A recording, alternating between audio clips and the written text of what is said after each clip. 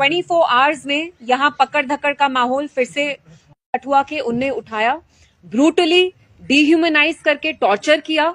After that when he was release from custody, ये जो मक्खन दिन है जो बस 25 साल के लड़के थे, उनने मॉस्क के सामने एक हूं कि हमने देखा जब 2024 में अक्टूबर में इलेक्शंस हुए, कैसे भारी अक्सरियत से जम्मू कश्मीर पूरे रीजन में आपको लोगों ने इतना बड़ा मैंडेट दिया, इतनी भारी अक्सरियत से आपको लोगों ने ये रिस्पॉन्सिबिलिटी समाई दी। आपको ये रिस्पॉन्सिबिलिटी लोगों ने आपको इसलिए दी क्योंकि उनको लगा पिछले 5-6 साल में, स्पेशली जब से आर्टिकल 370 हटा, यहाँ आर्म्ड फोर्सेज हैं या जो यहाँ ब्यूरोक्रेटिक रूल चल रहा है, कोई अकाउंटेबिलिटी नहीं है, ना लोगों की सेंस ऑफ सेफ्टी है, ना सिक्योरिटी है। मैं आज एनसी सरकार से पूछना चाहती हूं कि आप लोगों के मुंह पे ताला क्यों है?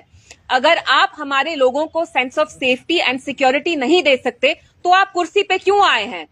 क्योंकि जब एलजी साहब की यहाँ एडमिनिस्ट्रेशन थी तब भी सेम माहौल था, पकड़ धक्कड़ का माहौल था।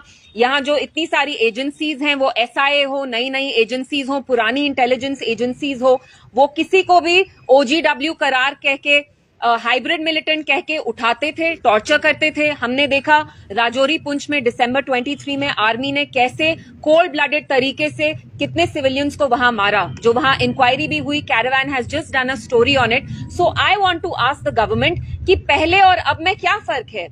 50 एमएलए होने के बावजूद भी आप यहाँ के लोगों को इज्जत नहीं दे रहे, उनको सेंस ऑफ सिक्योरिटी नहीं दे रहे, उनकी डिग्निटी नहीं दे रहे। तो आपको लोगों ने यहाँ क्यों चुना?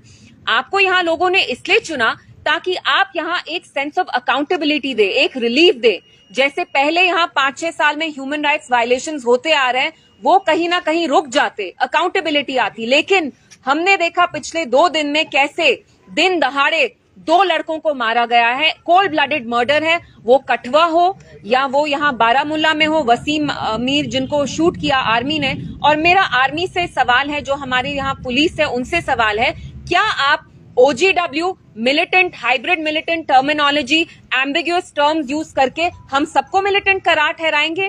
क्या यहाँ पे सारे बैठे हुए लोग हम क्या मिलिटेंट हैं? How is it fair? हमने देखा है आर्मी में, पुलिस में कुछ officers are the black sheep, वो कैसे ह्यूमन राइट्स वायलेशंस करते हैं। लेकिन फिर भी I say you can not paint everybody with the same brush. So my question to the police, my question to the armed forces is that how can you dub every Kashmiri as a militant? How can you paint all of us with the same brush? Are we all militants here?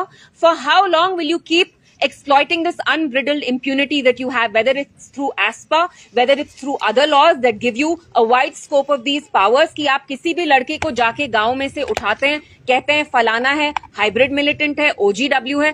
कब तक आप ये terminology use करते करते हमारे नौजवानों का खून बहाएंगे? जब हम ये नहीं कह सकते कि all police is full of black sheep, how can you paint all Kashmiris as militants? And मेरा फिर से एनसी सरकार से यही सवाल है कि आज आपके मुंह पर ताला क्यों है? आपके 50 एमएलए किस लिए आपने लिए? ताकि आप आज मुंह बंद करके बैठे जब हमारे नौजवानों का खून बह रहा है, जब 25 साल के लड़के को पुलिस टॉर्चर करती है and then he is found dead. यहाँ बारामूला में वसीम मीर है जिनको आर्मी ने मारा, and I want to ask them what did you find from the truck? Has any evidence been found? I am pretty sure they won't find anything. तो मेरा मकसद यहाँ आने का यही था, मैं आपसे बात करना चाहती थी।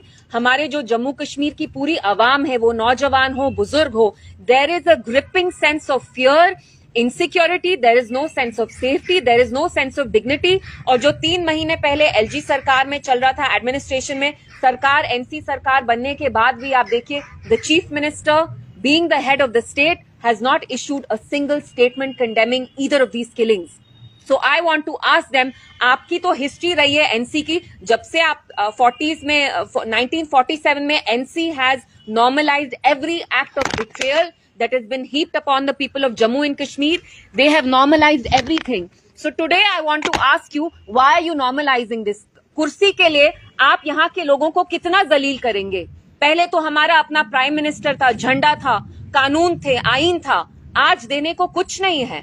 तो आपकी कॉन्शियंस जो इतनी सिलेक्टिव है, मैं एनसी से पूछना चाहती हूँ, कब तक आप ये करते रहेंगे? कब तक आप ये जो हर एक एक्ट ऑफ बिट्रेयल है, आप उसको नॉर्मलाइज करेंगे? क्योंकि आपको कुर्सी की आपको कुर्सी की ग्रीड है, you want to capture power at any at any expense. So my whole purpose of coming here was speaking to the press about these human rights violations, two very serious grave human rights violations that have happened within the span of 24 hours.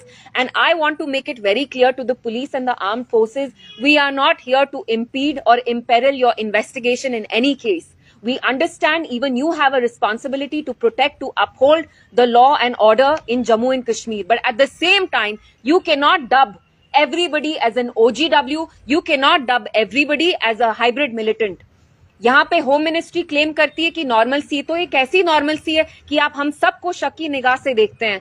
आप कब तक हम सबको शक की निगाह से देखेंगे? आप तो कहते हैं 370 हटाने के बाद यहाँ इंटीग्रेशन हुआ, तो ये कौन सी इंटीग्रेशन है? इमोशनल इंटीग्रेशन कहाँ है जब आप हमें ऐसी गंदी शक की निगाह से देखते हैं? तो मैं यहाँ आके यही कुछ बातें आपसे करना चाहते थे। इस्तिजा जी, अभी कुछ देर पहले जो सीएम साहब के एडवाइजर हैं उन्होंने कहा कि बेहतर कि अगर आप ये सवाल हमसे पूछे एलजी साहब के पास जाइए, क्योंकि लैंड ऑर्डर का जो सारा डोमेन है वो एलजी साहब के पास है या होम मिनिस्टर साहब के पास है। तो किस तरह से आप सीएम साहब के एडवाइजर के स्टेटमेंट को देखते हैं? It's very unfortunate. लोगों ने भारी अक्सरियत से एनसी को इसलिए नहीं लाया ताकि वो आके ये बहाना मारते रहें और आपस में ये लोग फुटबॉल खेलें। Our lives are too precious, we are not going to get into all this कि होम हमारे अंडर नहीं है। अगर होम आपके अंडर नहीं है, what stops you from questioning this government from the LG? What stops you from questioning the MHA? आपको कहीं ना कहीं डर है, आप बस स्टेटहुड का राग अलाप करते हैं लाइक अ ब्रोकन रिकॉर्ड। आज आपके मुंह पे ताला है, मुंह में दही जमी है, क्योंकि आप इनको इरिटेट नहीं करना चाहते हैं, आप इनको अच्छा खासा मक्खन लगाना चाहते हैं। वरना आप मुझे बताइए, अगर आपके पास पुलिस नहीं है तो क्या आप एक स्टेटमेंट इश्यू तक नहीं कर सकते थे? क्या चीफ मिनिस्टर कठुआ जाके इनकी फैमिली को नहीं मिल सकते थे? ये जो मक्खन दिन है, 25 साल की जो नौजवान ना, कहीं आई एम श्योर एनसी अब यही बहाना यूज करेगी कि ये हमारे अंडर नहीं है, स्टेटहुड नहीं है, फलाना डिमकाना। Please respect the life of every Kashmiri person, whether वो नौजवान हो, बुजुर्ग हो। दिन दहाड़े ब्रॉड डे लाइट में ह्यूमन राइट्स वायलेशंस होती हैं, छोटे लड़कों को, नौजवानों को मारा जाता है ओजीडब्ल्यू बोल के, हाइब्रिड मिलिटेंट बोल के, and then there is no investigation. So they just get away with all these killings that are happening. So do you want कि इसमें इन्वेस्टिगेशन नहीं होनी चाहिए या थॉरो इंक्वायरी नहीं होनी चाहिए? Of course not, and I expect News 18 to be more responsible. आपके जो रिपोर्टर हैं कफील, राइट, सरोज कफील, राइट, ही बेसिकली सेड कि मैंने कहा कि इन्वेस्टिगेशन नहीं होनी चाहिए। मैं अहमक हूं क्या? मैं फैमिली से मिलने के बाद ये कहूंगी कि आप इन्वेस्टिगेशन नहीं करिए? मैंने तो अपने इंटरव्यू में ये कहा कि how is it that the killer is still absconding, but I am saying that in Kulgam 500 people were detained. That is the official figure. I am very sure it's much more.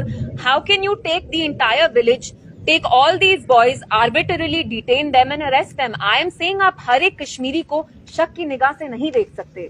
ये OGW hybrid militant का बहाना use करके, हम सारे militants हैं क्या यहाँ बैठे हुए? Are we not peace loving people? But I don't want to impede the investigation in any way, but they cannot do this to the rest of the people. Kulgam में, बड़गाम में, गांदरबल में boys were picked up, they're still being picked up, and I called for this to stop. Anything else? Thank you.